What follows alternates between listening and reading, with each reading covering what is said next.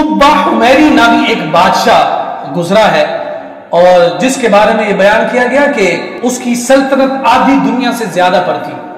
آدھی دنیا سے زیادہ پر سلطنت کرنے والا طبہ حمیری کعبہ کو، مکہ المکرمہ کو فتح کرنے کے لیے یمن سے چلا۔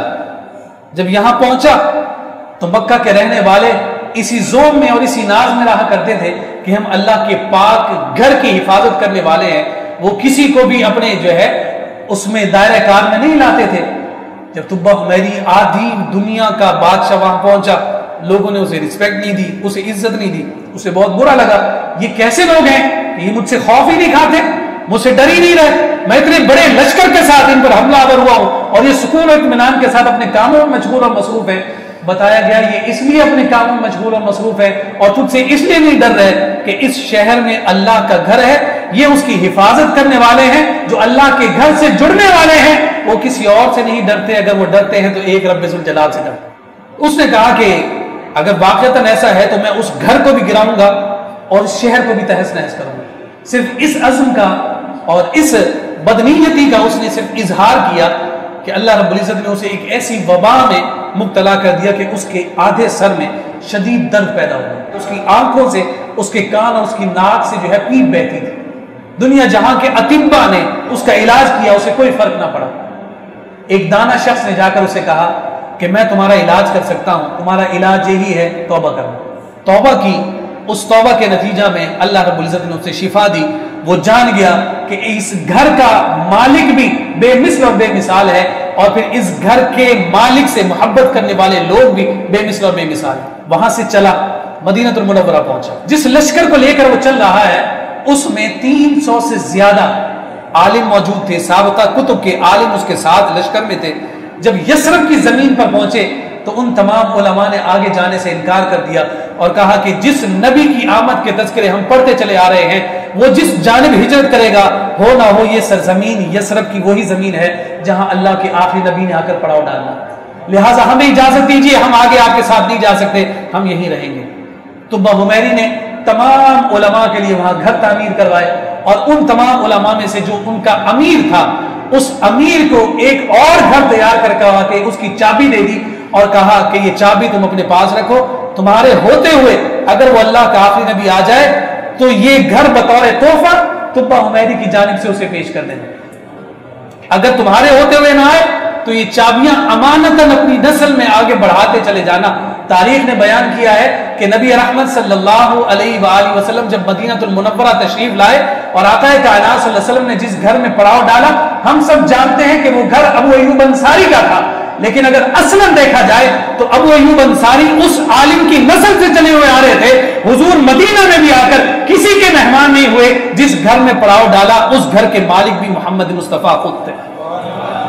جب یہ چابیاں دی تو چابیوں کے ساتھ اس نے ایک ڈبیا میں اپنا خط بند کر کے دیا تھا کہ چابیوں کے ساتھ یہ خط بھی پیش کرنا ہے۔ آقا کائنات صلی اللہ علیہ وسلم جب وہ خط دیکھا، خط میں یہ عبارت تھی، بسم اللہ الرحمن الرحیم الی محمد ابن عبد اللہ، اللہ کے نام سے شروع جو بڑا مہربان رحم کرنے والا ہے، اور یہ خط ہے محمد بن عبداللہ کی طرف، نبی اللہ جو اللہ کے نبی ہیں، وہ رسول ہی اس کے رسول ہیں، وہ خاتم النبیین اور نبیوں کے خاتم ہیں، وہ رسول رب العالمین اور عالمین کے رب کے رسول ہیں، صلی اللہ علیہ وسلم، من طبع الاول۔ حضور کو تمام القابات کے ساتھ ذکر کرنے کے بعد کہتا ہے یہ طبع اول کی جانب سے اس عظیم ہستی کے نام ہے۔ پھر کہنے لگا اما بعد، اس کے بعد، فإنی آمنت بک، کہ میں یہ حلف اٹھاتا ہوں کہ میں آپ پر ایمان لے آیا، وبکتابک، اور میں آپ کی کتاب پر ایمان لے آیا، الذی انزل اللہ علیک وانا علی دینک، میں آپ کے دین پر ہوں، وسنتک، میں آپ کی سنت پر ہوں، وآمنت بربک،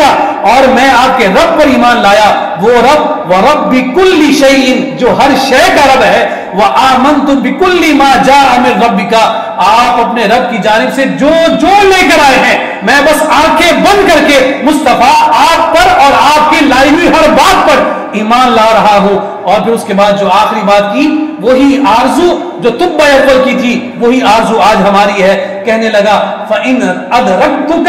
فَبِهَا وَنَعِمَتْ، اگر میں نے آپ کو پا لیا، آپ کی زیارت ہو گئی، آپ کا جلوہ ہو گیا، آپ کا زمانہ ہو گیا، تو پھر مجھ سے بڑا خوش نصیب کوئی اور نہیں ہوگا، میرے تو بھاگ جاگ جائیں گے، میری تو دنیا اور آخرت سنور جائے گی۔ اور ساتھ کہنے لگا اگر میں آپ کا زمانہ نہ پاؤں تو میری اتنی سی گزارش ضرور ہے، فاشفع لی یوم القیامہ، یاد رکھیے مصطفیٰ میں آپ پر کلمہ پڑھ کر ایمان لا رہا ہوں، بس آپ قیامت کے دن میری شفاعت کر لیجئے گا، ولا تنسنی فانی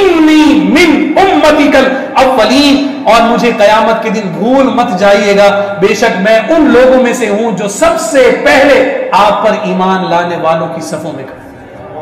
یہ طب اول جو حضور کی آمد کے تذکرے اور چرچے اپنے زمانے اور اپنے دور میں کر رہا ہے، اور پھر آقا کائنات صلی اللہ علیہ وآلہ وسلم کے ساتھ اپنی محبت اور وارفتگی کا اظہار کرتے ہوئے اپنا عقیدہ بھی بیان کر رہا ہے کہ کل قیامت کے دن اگر کسی ذات کے صدقے اور طفیل رب کی بارگاہ میں سنوائی ہوگی تو وہ ذات کوئی اور نہیں بلکہ وہ ذات رسالت باب صلی اللہ علیہ وآلہ وسلم ہے۔ اعلیٰ حضرت نے کہا تھا آج لے ان کی پناہ، آج مدد مانگ ان سے، آج مدد مانگ ان سے، پھر نہ مانیں گے قیامت کو اگر مان گیا۔